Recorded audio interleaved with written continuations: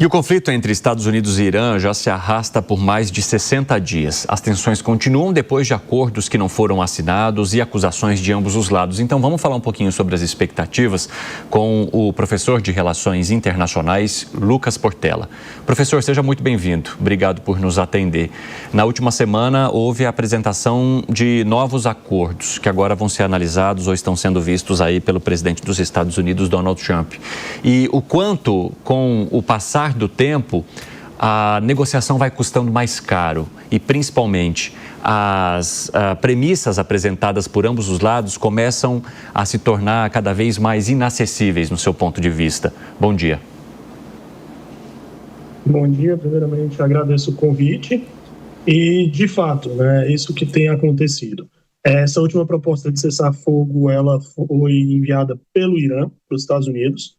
Donald Trump ontem ele já sinalizou um certo pessimismo acerca das propostas enviadas, mas as propostas elas têm como principal eixo retomar a normalidade e principalmente acabar com a militarização. Está sendo um cessar-fogo difícil, haja vista que tem interesses norte-americanos ainda na região. Vale lembrar que aquela região ela funciona como complexo de segurança, como se fosse um condomínio, e nós estamos vendo agora um dos membros, Israel, já há 3 anos, trazendo um ente de fora desse condomínio para atuar ali na região, que é os Estados Unidos, de forma direta. Os Estados Unidos sempre influenciou, mas de forma indireta. Então, com um player a mais, a disputa fica um pouco mais complicada. O principal ponto que talvez o mundo inteiro esteja torcendo é a liberação de Hormuz, do Estreito de Hormuz, para que a gente consiga ter uma segurança energética, por assim dizer. Alguns movimentos já estão sendo visualizados nesse ponto. Por exemplo, a gente já vê os Emirados Árabes Unidos cumprindo a promessa antiga de retirada da OPEP+, justamente para que ele garanta ali uma estratégia mais autônoma diante desse fechamento de Hormuz. Por exemplo, diante de uma abertura temporária, ele já conseguir mandar grandes remessas de petróleo para clientes e firmar clientes no Ocidente. Então, esse momento é um momento delicado não só de incertezas, mas de remodelar o jogo da segurança energética. Há pouco foi falado, inclusive, a questão do querosene de aviação. O Brasil ele tem desenvolvido uma política para uma autossuficiência de fertilizante, mas já está na hora também da gente fazer isso dentro da pauta energética. Nós temos a nossa política de combustíveis do futuro, que entra algumas questões sobre o querosene de aviação, por exemplo, mas a gente ainda precisa fomentar mais essa pauta, incentivar melhor as nossas matérias-primas, sebo bovino, por exemplo, para que a gente consiga bioquerosene e assim a gente consiga ter um melhor controle sobre os combustíveis que estão sendo afetados, por exemplo, por crise no Oriente Médio. De fato, guerra, esse tipo de guerra, e na verdade a gente já está vendo isso desde 2022, por mais que elas sejam em outros continentes, longe do Brasil, cada vez mais a gente tem sentido isso. E isso não é só com o Brasil, não é só com os Estados Unidos, o mundo inteiro está sofrendo com Hormuz. Então, o que está mais complicado e delicado nessa relação geopolítica é que quanto mais atores são envolvidos, quanto mais países são envolvidos, mais difícil é a gente encontrar um ponto de consenso que possa trazer uma paz à região. Professor Danúbio, aqui, eu gostaria de saber a respeito justamente do Estreito de Hormuz, Como que você avalia essa eficácia desse uso desse bloqueio naval? Se isso pode, a longo prazo, também isolar o Irã, essa arma econômica como ele usa, acabar isolando ele dos próprios aliados e até mesmo da China? Já está, Já está isolando, se a gente for olhar ali dentro desse condomínio, como eu disse, você vai olhar a Arábia Saudita já está contra o Irã, Emirados Árabes, como eu disse, já estão contra o Irã, são os 2 principais players, porque eles dependem desse estreito. Mas é a arma que o Irã tem. Se a gente for olhar de todas as alternativas estratégicas que ele tinha à mesa, essa era a mais forte. E ele fez esse bloqueio justamente por conta de bloqueios a portos deles por parte dos Estados Unidos. Até esse momento, a China ela tem se mantido muito silenciosa, embora ela dependa muito desse estreito também. O que talvez seja difícil a gente mensurar até quando a China ela conseguiria segurar, né? De fato, o fechamento do estreito ele aumenta bastante os custos logísticos, porque tem que se tomar outras rotas, né?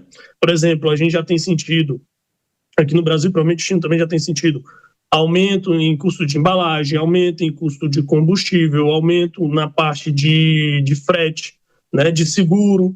Então, talvez a questão chave é até quando a China conseguiria se manter silenciosa. Mas, de fato, ela já tem sido incomodada, principalmente porque parte do que ela recebe de abastecimento vem do lado ocidental. Não necessariamente dependendo do estreito, mas o aumento dos custos no estreito e, consequentemente, de logística e de combustível acaba tendo um efeito spillover que afeta todo o comércio internacional e, consequentemente, também trazendo custos para a China. Então, o ponto realmente é entender até quando ela aguentaria ficar silenciada diante desse conflito. E vale colocar fazer uma citação interessante, né? A China, em virtude das relações que ela tem com os Estados Unidos, historicamente ela não se envolve em questões diretas dos Estados Unidos. Lógico, ela faz como qualquer outro país, ela opina, ela se posiciona, mas ela nunca age diretamente. E aí esse talvez seja o ponto de maior interesse a ser observado nessa crise atual. Professor, alguns analistas avaliam que os Estados Unidos acabaram subestimando a força do Irã ao entrar nesse conflito.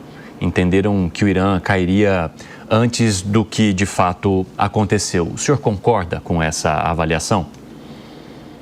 Sim, o que acontece, né? Dentro da segurança internacional como um todo, a gente está vivenciando um novo momento em que, eu não nem falaria novo, né, mas está tendo uma nova percepção do que é o fenômeno da guerra contemporânea, principalmente pela atuação de atores não estatais. E isso que geralmente os estados estão ignorando, né? Eles fazem ali o cálculo entre forças estatais opositoras e as forças estatais que eles têm. E, na verdade, você tem que colocar também forças que a gente chama irregulares, como civis, espaço cibernético, mídia, desinformação, informação, né? Então, isso tudo tem que ser colocado no cálculo. E, de fato, o que a gente está vendo agora é talvez um espelho do que a gente viu, por exemplo, na Ucrânia, em que entram os Estados Unidos querendo realizar uma ação de uma guerra que a gente chama como limitada, em que você vai buscando um desgaste ali do opositor, de tal forma que ele desista e ceda seus objetivos políticos, mas a depender da tensão e da força em que você emprega, e a gente viu que os Estados Unidos, eles realmente foram com tudo, né? O Trump até falou que era uma medida de autodefesa, tentando encaixar ali no artigo 51 da ONU, mas, de fato, quando você vai com muita intensidade, o Estado que está recebendo essa intensidade, ele não tem outra solução do que lutar o que a gente chama de uma guerra ilimitada, ou seja, ir com todas as forças. E quando você tem esse cálculo entre um ator guerreando limitadamente e um ator guerreando ilimitadamente, o que a gente tem é uma guerra de médio e longo prazo. Assim como a gente viu, por exemplo, na Ucrânia, a gente está vendo agora no Irã. Então, aquele cálculo de uma guerra tradicional, estatal, ele já deve ser deixado de lado já para ontem, né? E, de fato, a gente tem que calcular agora pensando nessa equação entre vontade de finalizar e vontade de resistir. Por isso que o Irã tem se mantido muito forte. E aí é uma coisa interessante, né? Dentro desse conceito de guerra contemporânea, onde a gente enxerga além do militar, a gente percebe que a maior arma do Irã, que se temia, que era a questão nuclear, revelou-se não sendo a principal, mas sim a comercial no Estreito de Hormuz.